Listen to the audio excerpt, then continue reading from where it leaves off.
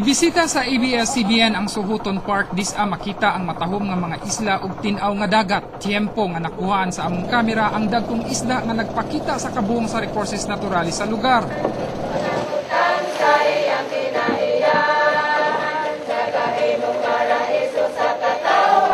Sa among pag-abot, gisugat kami sa mga nangharana. Sila ang miyembro sa Save Sohoton.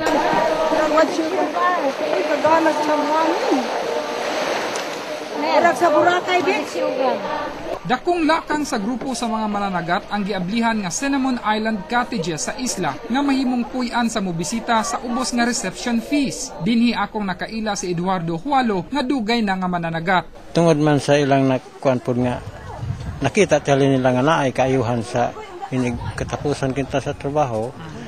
Sama karon nga diha na mang bisita nakaabot. Si Domingo Bulabog, usa ka community volunteer ang nisapnay sa grupo aron mahinayon ang usa ka makasaysayanong katukuran sa pamuhunan sa mga mananagat. Ayan para makuha sila para unay mga pamalitin din.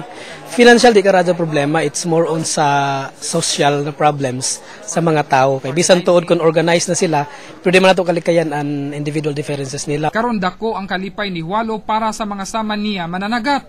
Oo. Kay kanang mga isda lagi sir duha may kuan. Naay makakuha ka, naigo-igo lang. Samtang kinta og naa gyud atong mga bisita maabot. Bisan magpadol ra kay gimura kami nga mga edaran gibawal na ang magtour.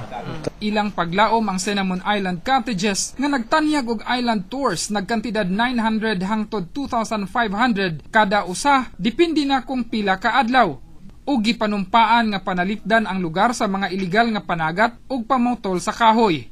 Ang katukuran sa Cinnamon Island Cottages nga gipaandar sa mga yanong mananagat dinhi sa lungsod sa Socorro, usa ka agresibong lakang dili lang alang sa gitingwang pag-uswag, apan apila ang pagpanalipod sa kinaiyahan.